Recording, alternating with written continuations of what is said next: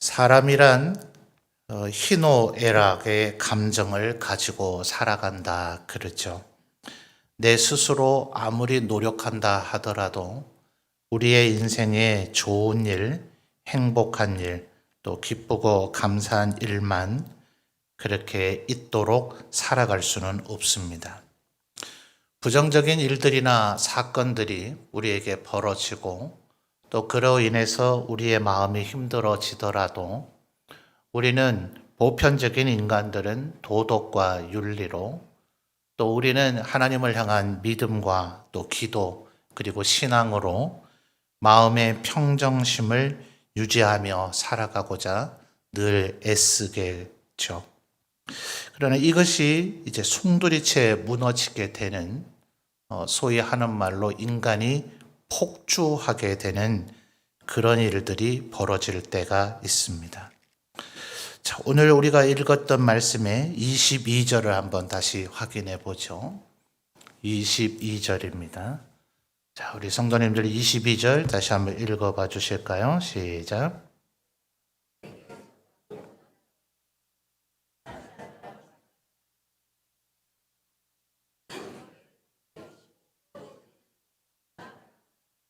아멘. 여러분, 이게 지금 다윗이 한 말이라는 게 믿어지십니까?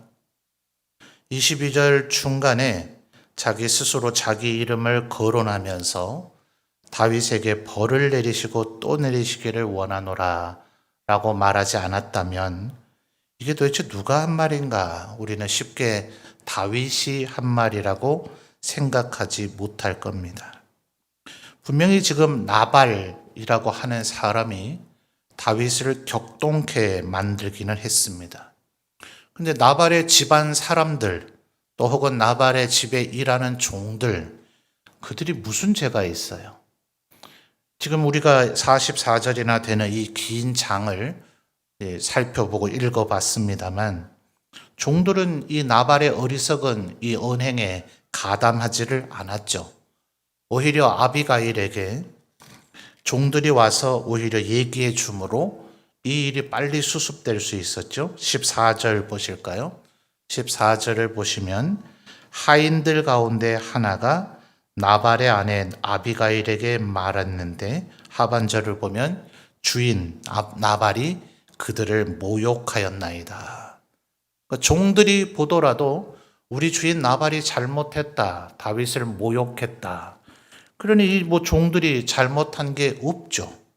그런데 22절에 지금 다윗은 나발뿐만 아니라 나발에게 속한 모든 남자 가운데 한 사람이라도 아침까지 남겨두면 다 죽이겠다는 거예요. 그것도 이 밤이 새기 전까지 다 죽이겠다는 거예요. 정말 다윗이 말했다고는 도무지 믿어지지 않을 정도로 너무나 과격하고 너무나 극단적인으로 지금 말을 표현하고 있죠. 지금 다윗이 마음의 평정심을 완전히 잃어버린 겁니다. 자, 왜 그렇게 되었을까요? 1절을 다시 거슬러 가보죠. 1절을 보십시오. 자, 1절을 보면 첫 단어가 뭡니까? 사무엘이 죽음에. 자, 이게 다윗의 평정심, 일종의 브레이크 장치를 파열시키는 하나의 큰 원인이 됩니다. 날마다 사무엘과 다윗이 함께 거주하고 있었던 건 아니죠. 그가 있었던 라마에 다윗이 피신한 적이 있었고 그것 때문에 사울이 붙잡아 오라고 전령들을 보냈더니 전령들이 오히려 성령의 감동이 돼서 거기서 예언을 했고 3번 보내도 아무도 다윗을 붙잡아오질 못하니까 사울이 화가 나서 직접 자기가 잡으려고 왔다가 오히려 자기도 성령에 감동돼서 벌거벗은 줄조차도 모르고 하루 종일 예언을 했다. 그래서 사울 같은 자도 선지자가 될 수 있느냐 이런 의미의 유대인들의 속담이 생겼을 정도였다 그랬습니다. 그러니까 그때 잠깐 사무엘에게 피하기는 했지만 계속 사무엘에게 의탁하고 있을 수는 없는 거죠. 그러다 보니 사무엘이 자기 아버지 집에 찾아와서 머리에 기름을 부은 것, 그리고 사무엘에게 잠시 그렇게 피신해 있었던 것, 그걸 제외하고서는 사실은 사무엘과 다윗이 함께 거주한 적은 없습니다. 근데 이게 소위 말하는 일종의 정신적 지주라 그러죠. 왠지 사무엘이 어디서나 나를 지켜보고 있을 것 같고, 또 그는 이때 당시에 거의 물론 갓 혹은 또 나단 이런 선지자들이 이름이 거론이 되기 때문에 사무엘이 유일무이한 선지자였다라고 얘기할 수는 없지만, 사무엘의 선지자됨의 그 영향력은 다른 선지자들과는 비교할 수 없이 강했죠. 그래서 사무엘서 초기 부분에서 뭐라고 얘기했습니까? 사무엘의 말이 한마디도 땅에 떨어지지 않았다. 말이 어디 무게가 있습니까? 땅에 떨어지고 그렇게 되나요? 그의 말을 무시할 수 있는 사람이 아무도 없었다는 거죠. 사무엘 말 한마디면 모든 사람들이 벌벌 떨고 그 말에 영향을 받고 그 말대로 움직일 수밖에 없었다. 그런 존재가 사무엘이죠. 그러니 사무엘이 내게 기름을 부었고, 또 사울은 왕에서 패해버렸고, 물론 하나님께서 사무엘을 통해서 그렇게 하신 일이시고 하나님께서 사무엘을 지시하신 것이지만, 인간들이 볼 때 그 사무엘은 얼마나 대단해 보입니까? 또 사울이 죽이지 못했던 그 아각을 사무엘이 직접 칼로 찍어 쪼개서 죽였다. 이렇게 사무엘서가 기록하고 있죠. 그저 온순하게 말씀만 전하는 것이 아니라 불순종하는 자는 누구라도 죽이겠다 하는 듯한 태세를 갖고 있는 것이 사무엘 선지자였는지라, 아마 이스라엘 사람이라면 누구라도 일종의 두려움을 갖고 있었을 겁니다. 다윗은 오죽했겠어요? 사울도 패하라 하는 하나님의 명령을 수행하는 자가 사무엘이고, 일개 목자에 불과했던 자기의 머리에 기름을 부어서 하나님께서 너를 왕으로 세우셨다 말할 수 있는 이가 사무엘이니, 그 사무엘의 영향력 혹은 사무엘의 두려움이 얼마나 컸겠습니까? 어디서라도 나를 지켜보고 있을지 모른다. 또 어디서라도 내가 이렇게 말했대더라, 이렇게 행동했다더라 라는 이야기를 듣고 내 앞에 어느 날 불쑥 나타나거나, 아니면 나에게 그의 종을 보내거나, 아니면 어디로 오라고 나를 소환해서 어찌하여 그렇게 행하느냐라고 책망할 수도 있는 존재가 사무엘이죠. 현직 왕으로 있는 사울도 책망하는 사무엘인데, 왕으로 선택받아 기름 부음을 받기는 했으나 아직은 왕권을 소유하지 못한 다윗에게는 무슨 말인들 못하겠어요.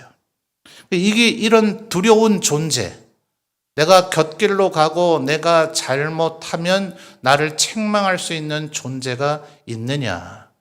인간에게 이것이 굉장히 중요한 겁니다.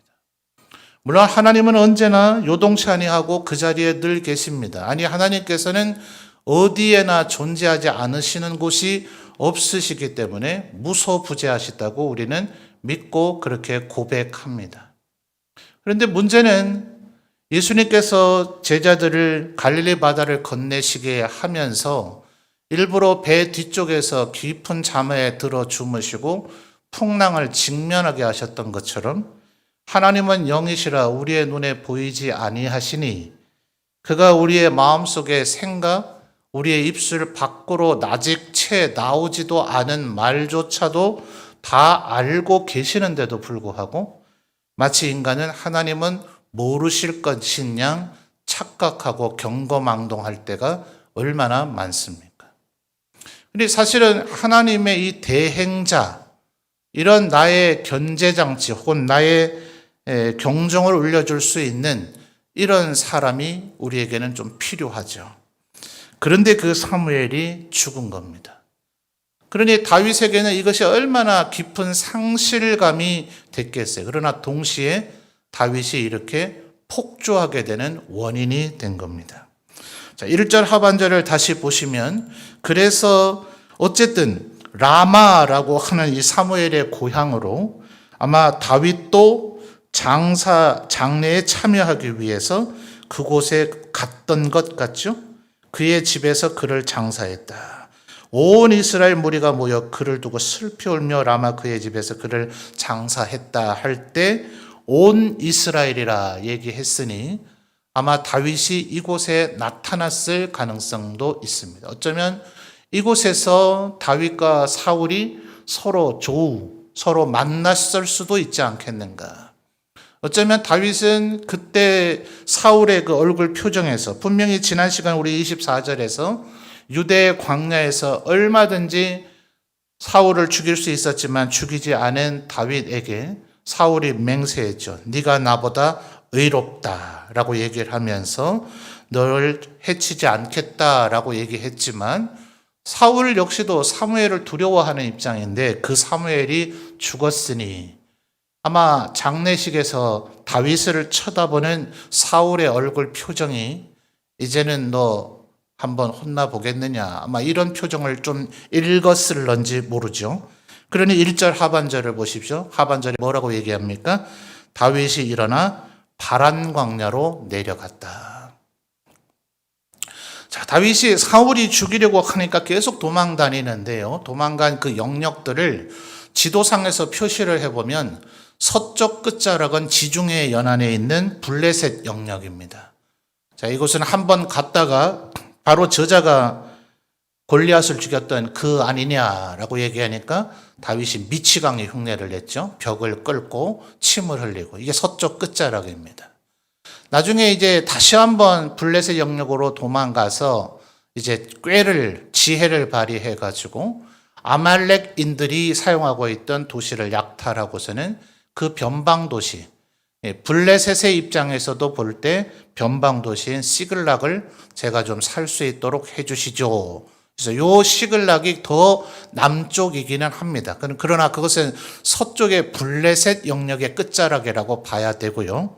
순수한 유다 지파의 영역 속에서는 1절 하반절에 이 바란 광야가 제일 남쪽입니다. 이 장례를 치르게 되는 이 라마가 사울 왕의 수도, 자신의 고향이었던 기브아보다 조금 더 북쪽에 있습니다. 그러니까 지금 다윗이 바란 광야로까지 갔다는 것. 1절의 시작, 사무엘이 죽음에 다윗이 바란 광야로 가니라. 그의 마음속에 사울을 향한 두려움이 극대되어졌다 하는 것을 1절이 시사해주고 있는 겁니다. 두 번째는 13절 말씀을 보시면 그에게는 이제 굉장히 고마운 존재이긴 하지만 또 한편으로 굉장히 짐이 되는 존재가 있죠. 누굽니까? 아둘람 굴에서 그에게 모여들기 시작해서 400명을 넘어서 이제는 600명이 되어져 버린 사람들입니다. 이 사람들을 어떻게 먹여 살릴 거예요? 자, 어디 지금 정착해서 농사 짓고 있는 게 아니죠. 사울이 3,000명 동원해서 하루가 멀다 하고 잡으려고 쫓아온 적이 있었죠. 그일라라고 하는 도시를 구해주면 그 도시 사람들이 좀 함께 공존하려는가 싶었더니 오히려 그들이 사울에게 고발해서 사울을 끌어들였죠. 그러니까 지금 계속해서 유랑하듯이 도망 다녀야 되는데 600명입니다. 600명. 6명도 아니고 60명도 아니고 600명이에요. 우리 지금 코로나 때문에 아직 주일 점심 식사를 못합니다만 예배 인원은 300명이 넘지만 식수 인원이라 그러죠. 식사하셨던 인원은 제가 알기로 아마 100에서 한 150명 정도밖에 안 됐을 거예요. 구역에서 어떠세요? 장만하시기 그 정도는 떡 먹듯이 하실 수 있는 일이에요. 때로는 힘드세요. 150명의 한 끼 식사 준비하는 것, 그것도 1년에 한 번 서너 번 정도인데 아마 어떤 분들에게는 굉장히 부담스러우셨을 거예요. 근데 지금 150명도 아닌 600명을 1년에 서너 번도 아닌 하루에 3끼씩 계속해서 매일같이 먹을거리를 장만해야 됩니다. 부담이 될까요? 안 될까요? 이것은 다윗에게는 꼭 필요한 자신의 친위 부대가 되기는 했지만 이들을 먹여 살린다고 하는 문제는 어마어마한 부담이 돼버렸습니다. 자, 그러니 지금 이 나발에게 다윗도 사실은 조금은 무리수를 하죠. 자, 15절과 16절을 보시면 나발의 종의 평가인데 다윗이 정말 착한 일을 했던 건 맞는 것 같아요. 15절 보십시오. 우리가 들에 있어 그들과 상종할 동안에 그 사람들이 우리를 매우 뭐 했다고요? 선대하였으므로 우리가 다치거나 잃은 것이 없었으니. 16절에 우리가 양을 지키는 동안에 그들이 우리와 함께 있어 밤낮 우리에게 담이 되었다 하는 거예요. 분명히 다윗과 그와 함께한 600명이 호의를 베풀어 준 건 맞습니다. 근데 나발의 이 양을 지키는 사람들 몇 명인지 지금 정확히 표현해 주고 있지는 않습니다만 2절에 보면 양이 3,000마리고 염소가 1,000마리, 4,000마리입니다. 4,000마리를 키우려면 목자가 몇 명 있어야 될까요? 이 인원도 결코 적지는 않을 거예요. 또 이 4,000마리를 그래도 어쨌든 위험 부담은 좀 있고, 예를 들어서 아말렉 같은 놈들이 나타나서 약탈을 한다든지 맹수떼가 나타나서 물어간다든지 하면 분명히 손실분은 생길 겁니다. 근데 속절없이 4,000마리를 다 잃어버릴 정도의 그 정도의 사람이면 4,000마리를 키워내지를 못했겠죠. 분명히 약간의 위험 부담이 있긴 하지만 4,000명을 돌볼 그런 목자가 있기 때문에 양과 염소의 개체수를 이만큼 불려서 지금 키워내고 있었을 겁니다. 만약 정말 나발에게서 이 4,000명의 양과 목자들을 보호할 만한 사람이 필요했다면 나발과 다윗은 서로 조약을 맺었겠죠. 우리 목자들을 돌봐주시오. 그러면 내가 매달 먹을 걸 얼마를 주겠소 라는 얘기를 했겠지만 다윗과 나발 사이에는 전혀 그런 계약을 맺었다는 근거를 찾아볼 길이 없습니다. 여러분, 분명히 누구를 때리지 않은 것, 그리고 남의 것을 훔치거나 도둑질하지 않은 것, 착한 일은 맞습니다. 근데 그게 칭찬받을 일입니까? 그게 보상받을 일인가요? 그게 과연 그렇게 대단한 일인 겁니까? 남을 때리지 않고 남을 훔치지 않는 건 당연히 그렇게 해야 되는 거죠. 나발이 다윗에게 도저히 우리가 4,000마리나 되는 이 양과 염소를 키우기가 어려우니 우리를 도와주시오라고 한 그 어떤 계약을 맺었다는 근거는 보이지를 않아요. 자, 그러니 6절에서도 다윗이 나발을 자기들끼리 있을 때 분명히 나발에게 가서는 8절을 보시면 나발에게 이렇게 말해라 라고 하면서 다윗이 부하들에게 자기들을 말하기를 나발 너의 종들과 네 아들 다윗에게 주기를 원한다. 나발에게 가서 이렇게 말하라고는 했습니다. 다윗 자신을 가리켜서 나발의 아들이라고 말하래요. 얼마나 자기를 낮췄습니까? 그러나 사실은 나발에게 그 얘기를 하기 전 자기들끼리 있을 때는 다윗의 속내가 조금 드러나죠. 6절을 보실까요? 자, 나발을 뭐라고 지칭하고 있습니까? 그 부하게 사는 자에게 이르기를 너는 평강하라, 네 집도 평강하라, 네 소유의 모든 것도 평강하라. 평강이란 단어를 3번이나 쓰고 있다는 것이 조금 과해 보이지 않습니까? 어떤 면에서는 바라보는 시각에 조금 차이가 있긴 합니다만 다윗은 일종의 무력 시위를 하고 있어요. 부하게 사는 자, 결코 이거 호의적이고 친절하고 상냥한 표현이 아닙니다. 우리도 그렇게 말할 수 있잖아요. 야, 걔 부자 아니야? 걔 보고 돈 좀 내라 그래.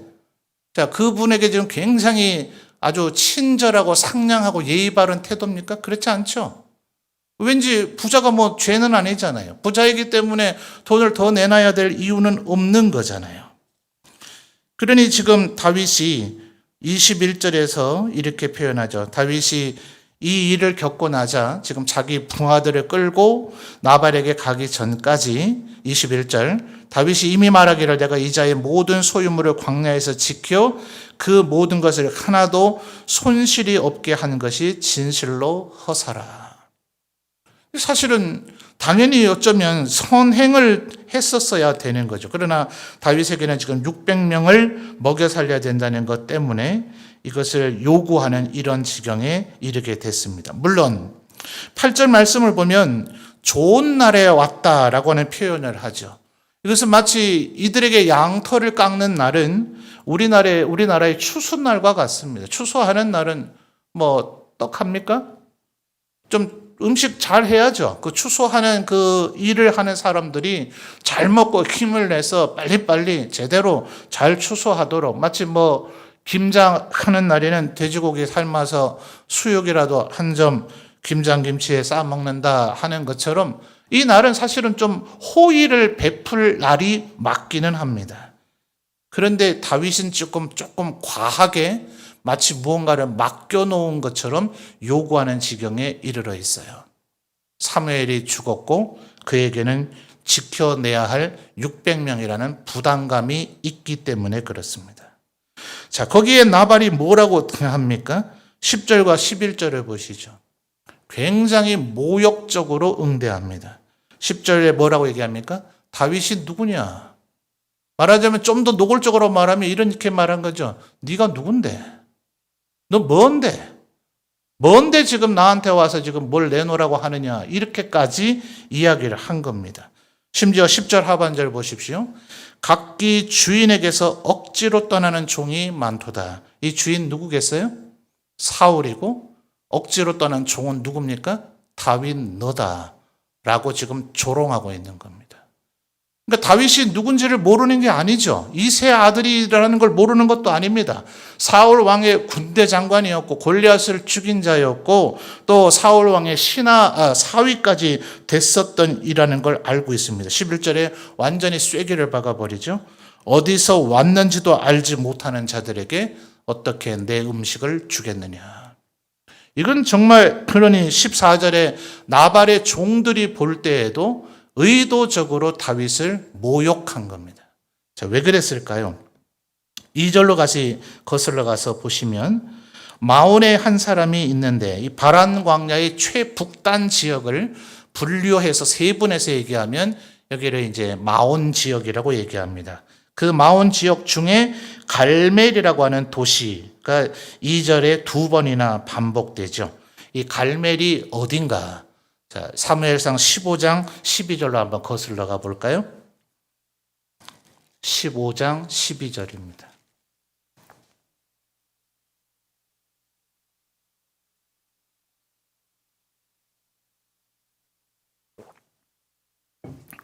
(15장 12절) 우리 성도님들 읽어주시죠. 시작.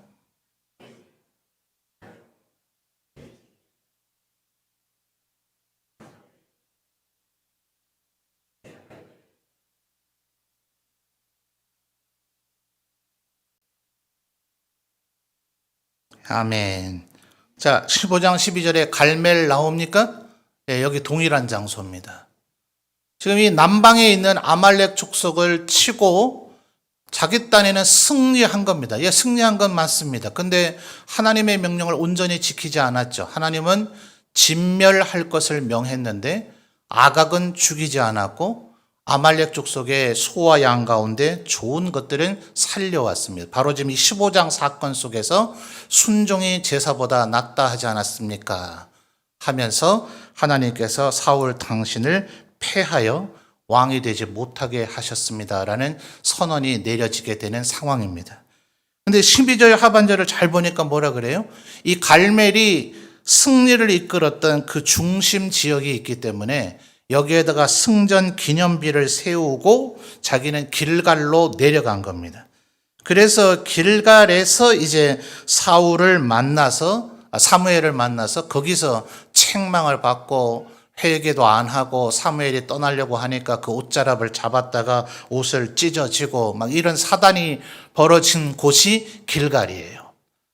그러니까 이 나발이 만약 길갈에 있었다면 하나님이 지금 사울 왕 잘했다고 한 게 아니구나. 이거 잘못한 거구나. 사울이 지금 하나님 말씀 온전히 순종 안 했구나. 사무엘한테 지금 혼나고 있구나. 이걸 다 봤을 건데 나발은 어디 사람이라고요?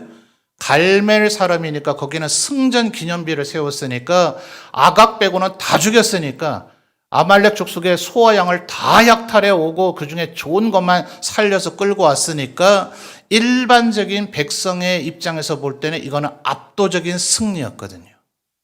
그러니까 이 갈멜 사람들은 누구를 사랑하겠습니까? 사울 왕을 칭송하죠. 왜냐하면 사울의 수도 베냐민 지파의 기브아는 이 갈멜 혹은 마온, 이 다음에 바란 광야에서 볼 때는 훨씬 북단입니다. 북단인데 이 남방의 아말렉 세력을 완전히 평정해버린 거니까 남부 유다 지역은 사울, 친사울적이에요. 그러니까 지금 이 나발이 다윗을 이렇게 모욕을 가한 겁니다. 도대체 넌 뭐 하는 놈이냐? 말하자면 이런 거죠. 여러분, 우리가 살다 보면 600명을 책임져야 되는 책임감이 과중해서 우리의 마음이 아주 힘들 때 있습니다. 힘들다 보면 무리수를 두게 되거나 가끔 폭주할 수 있죠. 정당하고 예의 바르고 서로 간에 예의를 존중하고 해야 되는데 마치 뭐 맡긴 거 내놓으란 듯이 이렇게 할 수도 있죠. 그런데 다윗은 지금 완전히 평정심을 잃어버리고 아까 우리가 22절에 살펴본 것처럼 이 밤이 다 새기 전에 나발에게 속한 모든 남자는 다 죽이겠다. 그렇지 않으면 하나님께서 다윗에게 벌을 내리고 또 내리시기를 원한다. 여러분, 이런 말 감히 할 수 있겠습니까? 하나님께서 내게 벌을 내리시고 또 내리시기를 원한다. 이런 말이 어떻게 이렇게 쉽게 나와요? 이거 얼마나 무서운 말입니까?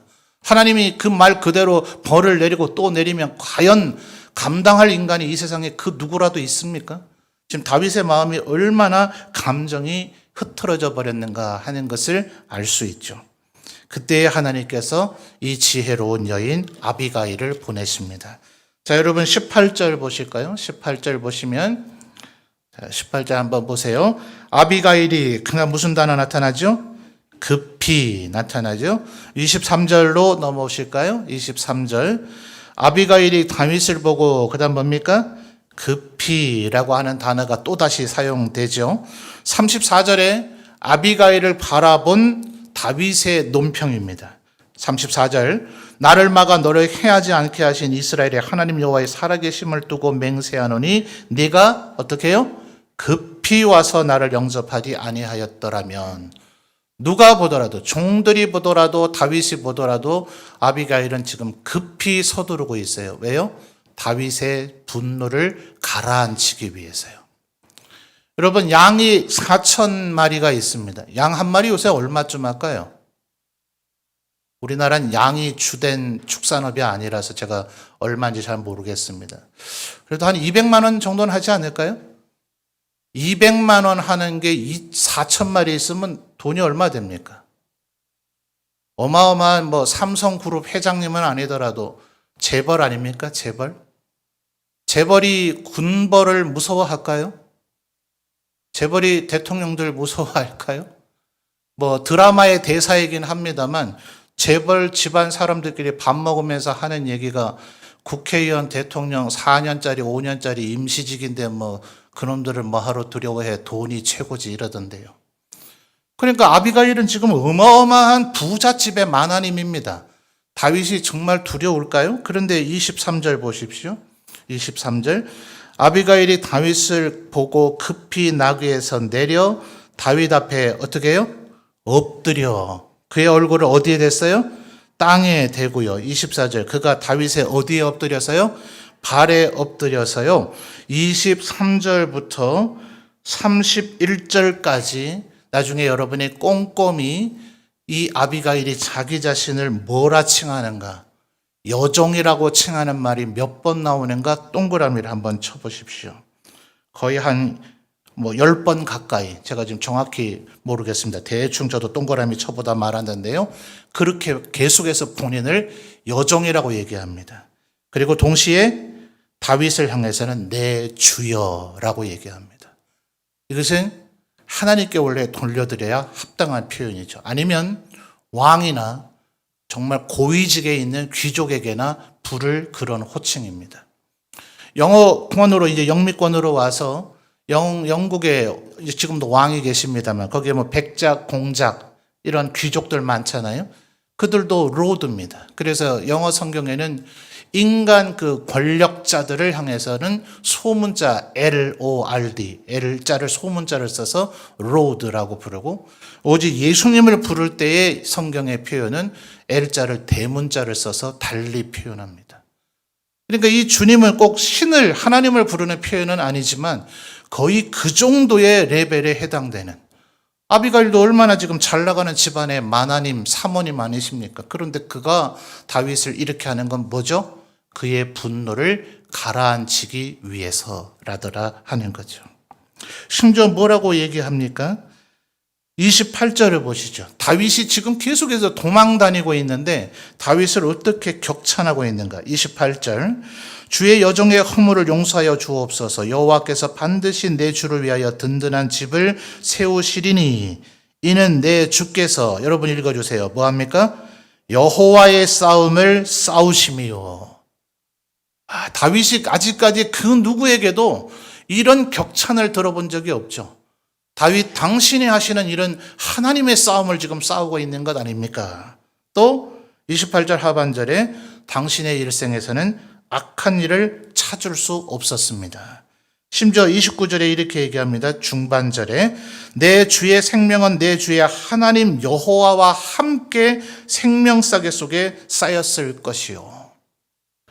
그냥 다윗만 생명싸개, 생명을 보호하는 하나의 이렇게 싸개죠. 그 싸개 속에 쌓여 있다 해도 이건 굉장한 위로의 말인데 하나님과 함께 쌓여 있대요. 그러면 이 말은 무슨 말이에요? 하나님이 죽지 않는 한 당신은 죽지 않습니다라는 얘기죠.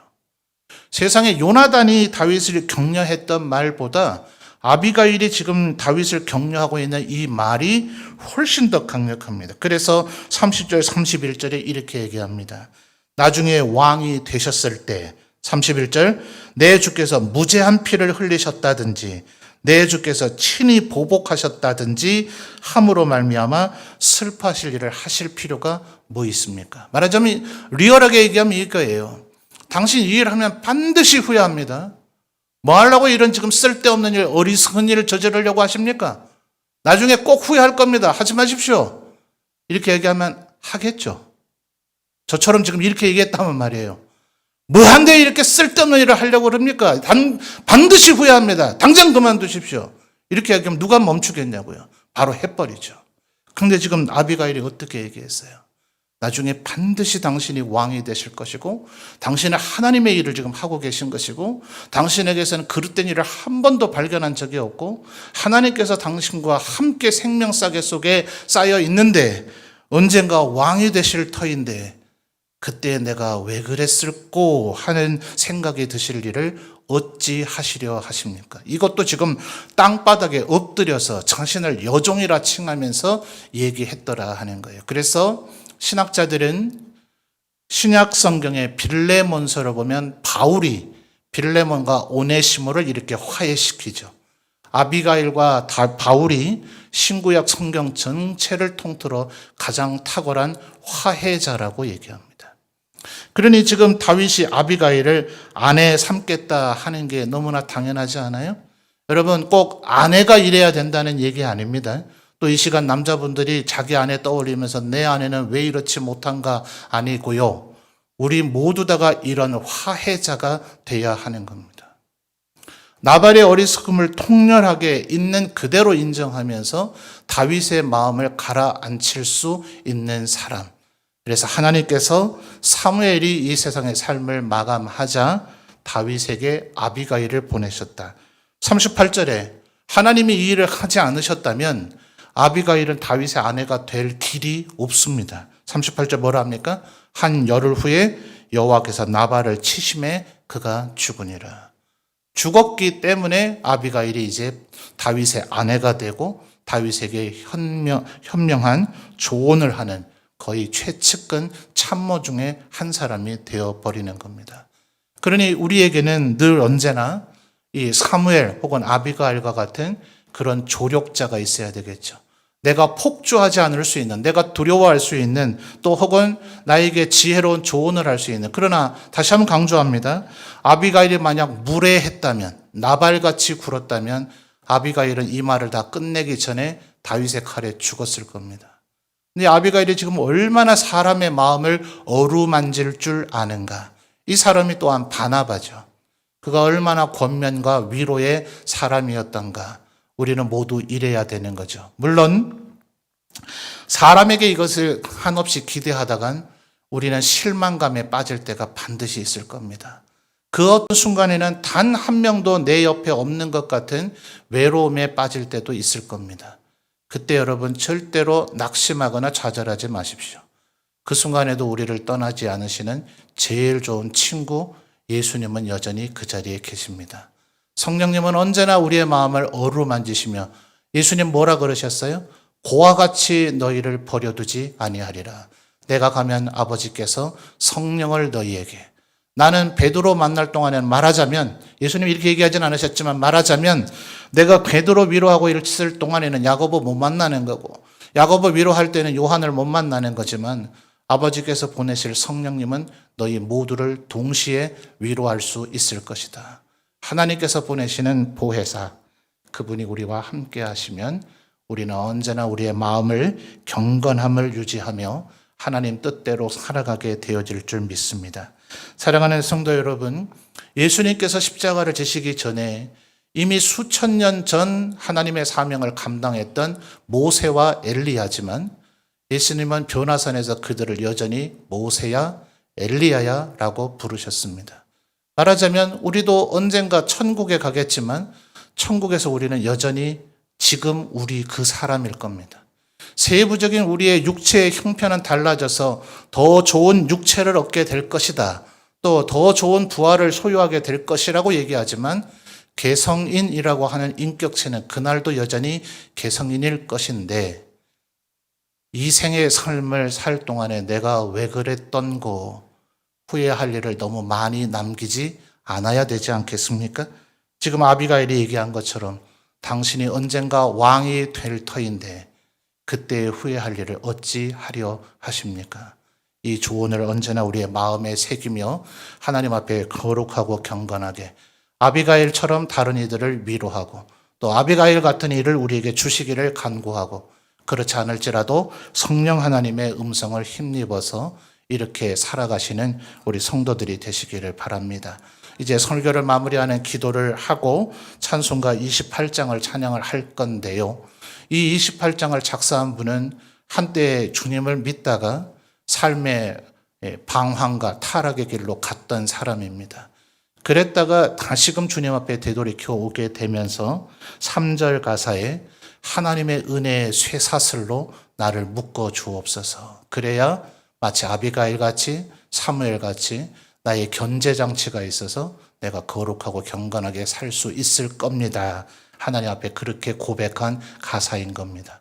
우리 모두도 하나님의 은혜의 쇠사슬에 묶인 바 되어져 거룩하고 경건하게 살아가시기를 주님의 이름으로 축원합니다.